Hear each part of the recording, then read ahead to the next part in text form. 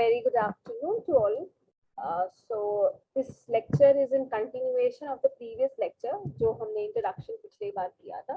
आज हम डिस्कस करेंगे टॉर्ट और क्राइम कॉन्ट्रैक्ट के बीच के जो डिफरेंस है उसके बारे में कि आखिर ये टॉर्ट जो है वो कॉन्ट्रैक्ट से कैसे डिफरेंट है और वो क्राइम से कैसे डिफरेंट है.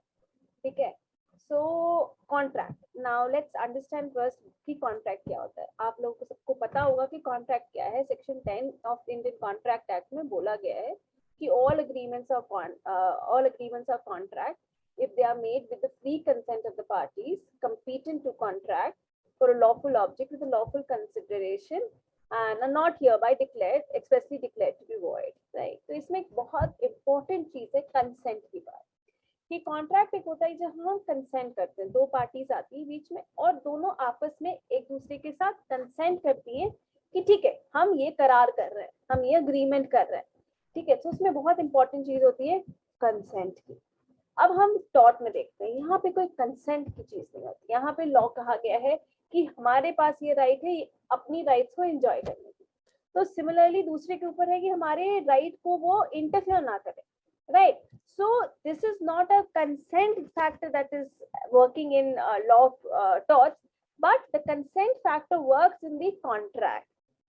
Privity between the parties, आपसी दोनों के बीच की बात होती है, जबकि कॉन्ट्रैक्ट में ऐसा होता है कि प्रिविटी होनी चाहिए. जब अगर हम वापस से अगर टॉर्ट में देखें तो यहाँ पे कोई प्रिविटी नाम की चीज नहीं होती है. राइट.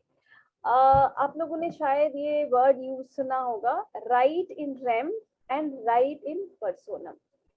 Right in rem का मतलब होता है that remedy, the right is available against the world at large. That is right in rem. Whereas right in personam होता है कि when the right is available against a particular person.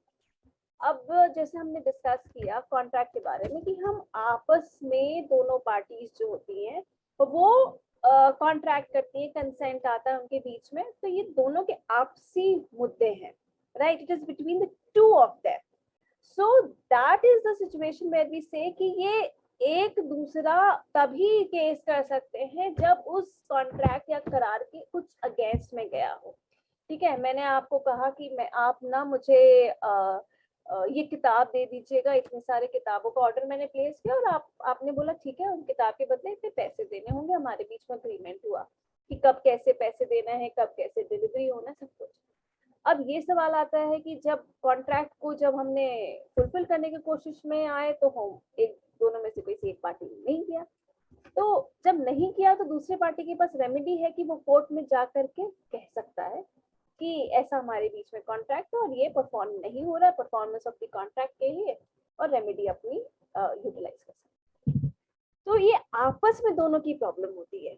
इसमें कोई तीसरा बंदा या किसी भी पार्टी के अगेंस्ट में आपके पास राइट नहीं है. ये उन दोनों के बीच में ही राइट है जिसके आपस में ये चीजें हुई है. राइट. तो इसीलिए इसको हम कहते हैं राइट इन पर्सोनम, जहाँ पे आपस में दोनों पार्टीज अपनी अपनी राइट्स एंड लायबिलिटीज को डिटरमाइन करते हैं अपने अपने कंसेंट के साथ. एक ये. अब हम टॉर्ट्स में देखते हैं.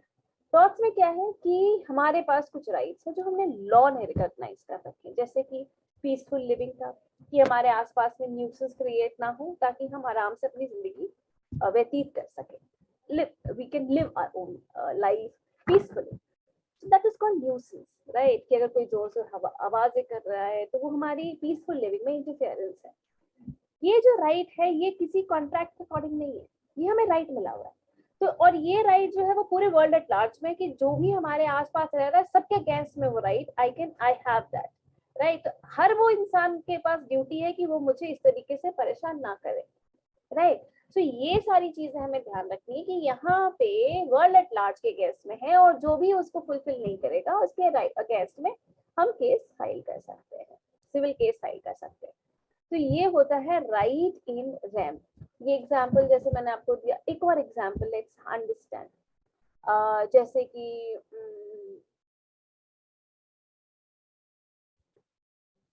लेट्स टेक एग्जाम्पल नेग्लिजेंस का. ठीक है.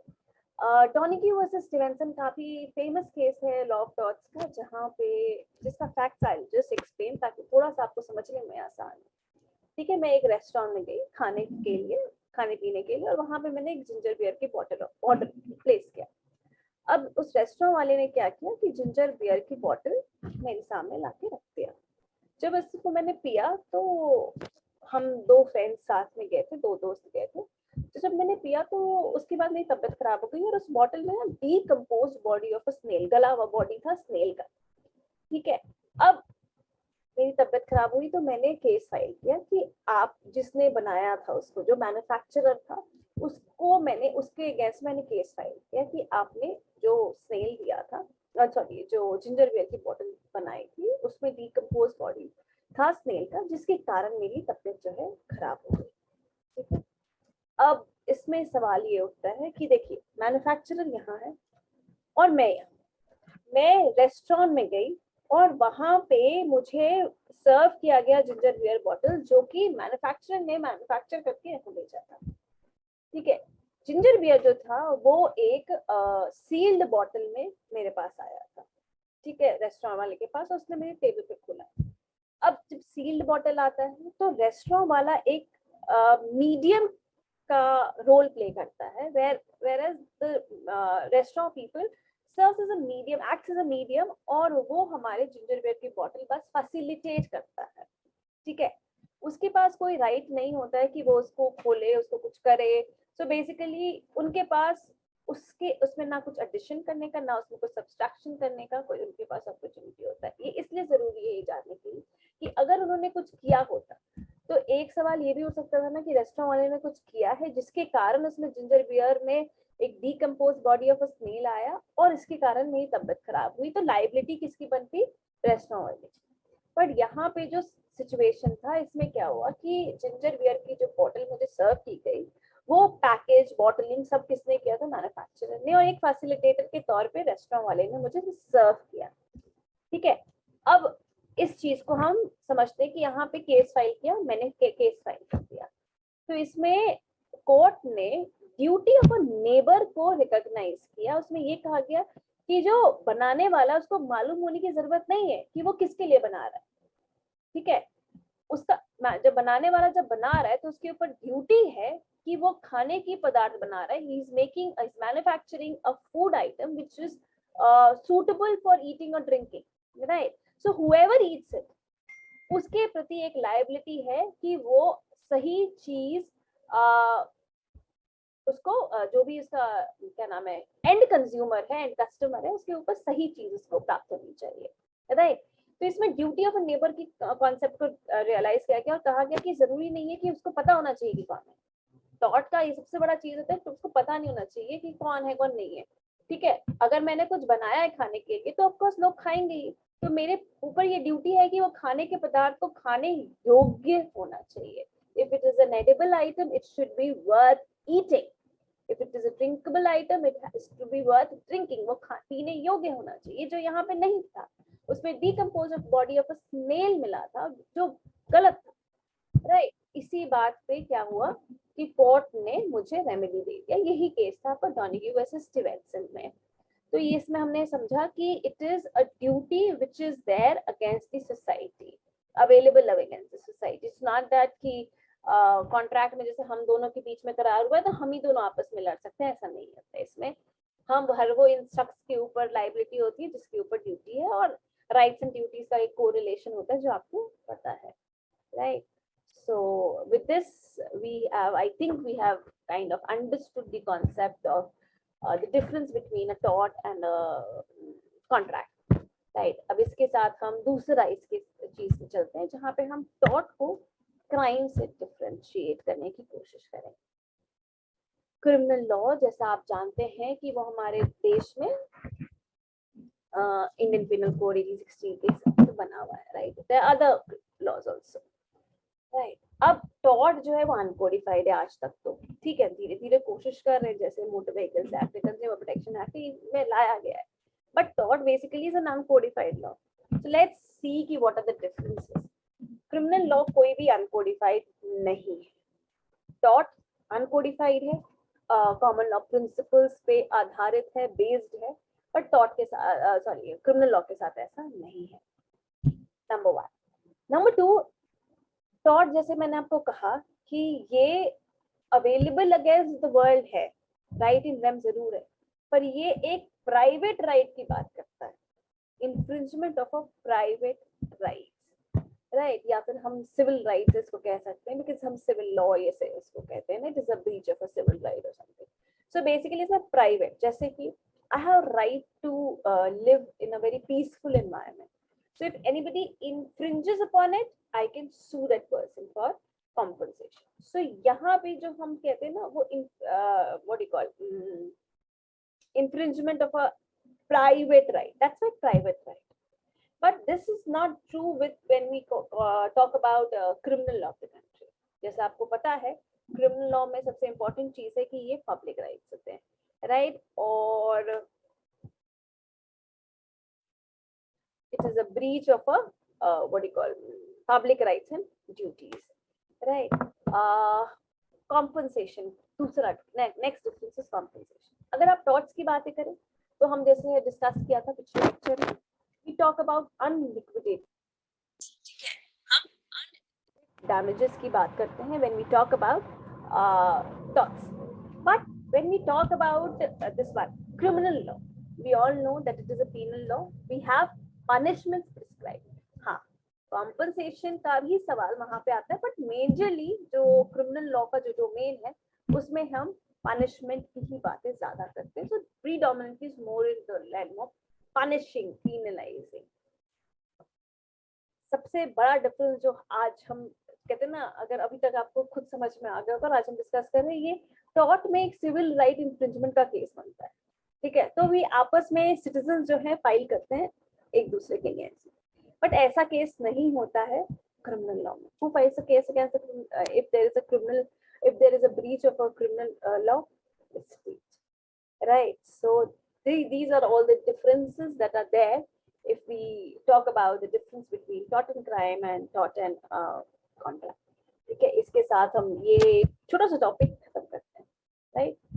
We'll continue with what we were discussing in the last class, that we were discussing about damnum sine injuria and injuria sine damnum, right? So let me just open करती हूँ मैं PPT तब तक.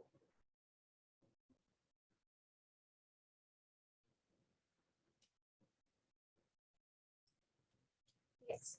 So अभी जैसे मैंने discuss किया आपके साथ और मैंने आपको बताया कि अभी जिस हम स्टार्ट करेंगे केसेस.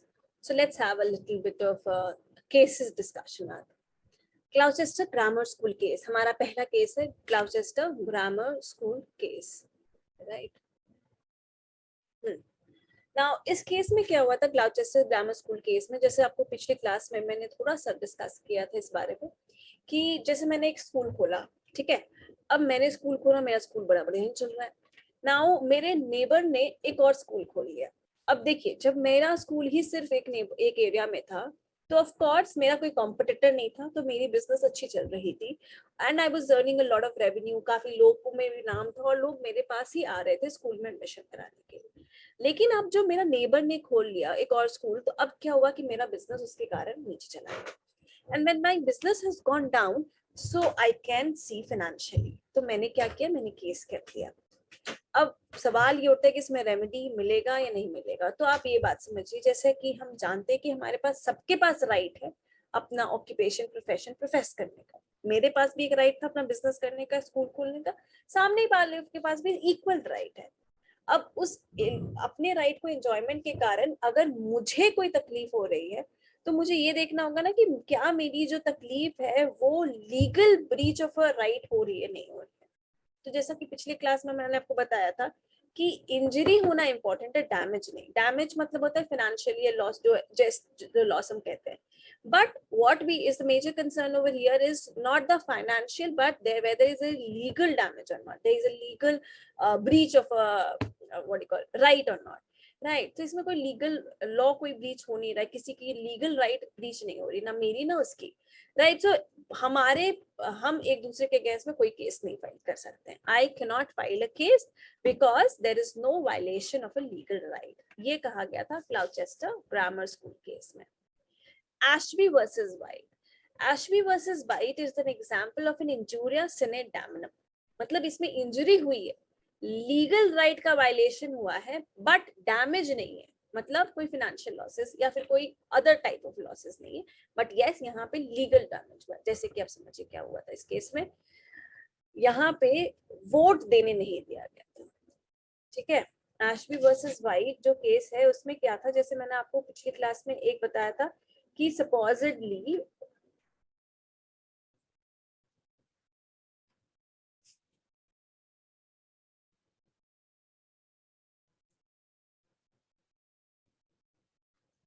कि मुझे वोट नहीं दिया जाए, ठीक है। अब अगर मुझे वोट नहीं देना दिया जाएगा तो मेरा लीगल राइट तो वायलेट हो रहा है, ठीक है। मेरे वोट ना दिए जाने से कोई आउटकम में कोई दिक्कत नहीं आई, कोई डिफरेंस नहीं हुआ, ठीक है। जब आउटकम में कोई डिफरेंस नहीं हुआ तो डैमेज तो नहीं हुआ, बट मेरी लीगल राइट, कॉन्स्टिट्यूशनल राइट का वायलेशन हुआ है। इसीलिए I have a right to file a case for unliquidated damages because there has been a violation of my legal rights.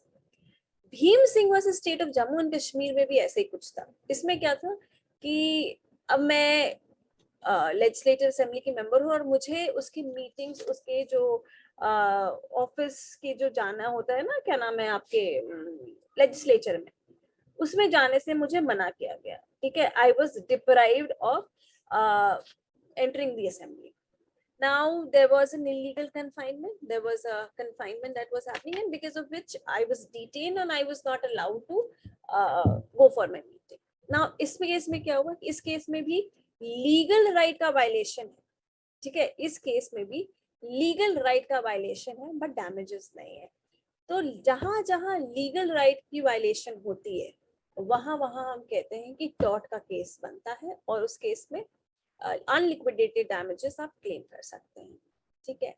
अब हम इससे थोड़ा सा आगे चलेंगे। अभी हमने एक कॉन्सेप्ट डिस्कस किया था टॉर्ट और कॉन्ट्रैक्ट का डिफरेंस। ये white versus John Warwick and company limited से हम डिस्कस करते हैं थोड़ी सी। देखिए, अब मैं एक न्यूज़पेपर वेंडर हूँ, ठीक है। अब मैं न्यूज़पेपर वेंडर हूँ तो मेरा काम है कि न्यूज़पेपर सप्लाई करना, ठीक है, लोगों में न्यूज़पेपर बांटना। I cannot distribute the newspaper ऐसे ही। So अब मैंने क्या किया, मैंने न्यूज़पेपर डिस्ट्रीब्यूट करने के लिए एक ट्राईसाइकिल ऑर्डर किया। When I order a tricycle, I was under a contract with the supplier कि मुझे इस स्पेसिफिकेशन का चाहिए। उसमें ये था कि आपको इतना पे करना है, मेंटेनेंस भी सप्लायर करेगा कुछ पीरियड तक, ये हमारे बीच का करार था, ठीक है। अब मेरा एक सर्वेंट है जो न्यूज़पेपर बांटता है, मदद करता है मुझे न्यूज़पेपर करने में। तो उसने क्या किया कि वो जा रहा था। अब जैसे ही वो जा रहा था, he met with an accident. Accident में पता चला कि जो न्यूज़पेपर बांटने की जो साइकिल थी, उस साइकिल में कुछ इशू था, ठीक है। साइकिल में इशू था जिसके कारण एक्सीडेंट हो जाता है। Now when the accident happens, the cycle was inspected and everything and then it was seen. देखिए, अब इसमें दो चीजें हैं। पहला कि जो साइकिल में जो इशू था वो कैसा इशू था, तो उसमें देखा गया कि नेग्लिजेंस का ये केस बनता है। नेग्लिजेंस क्या होती है? नेग्लिजेंस का मतलब होता है duty to take care. If you are breaching the duty of take care then there is a negligence का केस। अब जैसे मैंने साइकिल लिया सप्लायर से, तो सप्लायर का ये था कि आपको साइकिल मेंटेन करना है, आपको रखरखाव करना है और मुझे जैसे यूज करना है मैं करूंगी। नॉर्मल वेयर एंड टेयर का मेरे ऊपर है, बट कोई ऐसा कुछ नहीं होना चाहिए जिसमें जो नॉर्मल वेयर एंड टेयर से ज्यादा है, वो उसका देख देख देख करना उसका काम है। तो जब साइकिल की इंस्पेक्शन की गई ट्राईसाइकिल की, तो पता चला कि ये जो उसके जो पैडल्स थे, सैडल था, वो सारे लूज थे और ये नॉर्मल वेयर एंड टेयर नहीं था। It was a negligence on a part of the supplier. तो यहाँ पे दो चीजें आ जाती हैं, टॉर्ट का और कॉन्ट्रैक्ट का, ठीक है। तो इस केस में ये कहा गया कि यहाँ पे ये सिंपल सा नेग्लिजेंस का केस है और since it is a negligence case, so therefore जो सप्लायर है ही इज बाउंड टू पे मी कॉम्पनसेशन, ठीक है। तो जिसके साथ जो भी घटना घटा वो कॉम्पनसेशन की बात आती है, ठीक है। यहाँ पे हम कॉन्ट्रैक्ट से ना जाते हुए उनको टॉर्ट के अंदर रेमेडी मिल गई, कॉन्ट्रैक्ट के अंदर नहीं बट टॉर्ट के अंदर रेमेडी मिल गई, ठीक है। And it was because there was a negligence on the part of the supplier, and when there is a negligence on the part of the supplier, then the person to whom it was supplied, that person has a right to file a case against it, right? So इसके साथ I think we had quite understood आज के छोटे छोटे concepts. So इसके बाद हम अपने next session में what we'll do is we'll discuss a little more cases tort को समझने के लिए जनरल प्रिंसिपल्स पे ही थोड़े केसेस और करेंगे, 4-5 केसेस करेंगे. उसके बाद फिर हम डिफेंसेस पे जाएंगे, act is non volenti non fit injuria, scienti non fit injuria और एक्ट ऑफ गॉड और ये सारी चीजें. ठीक है, थैंक यू.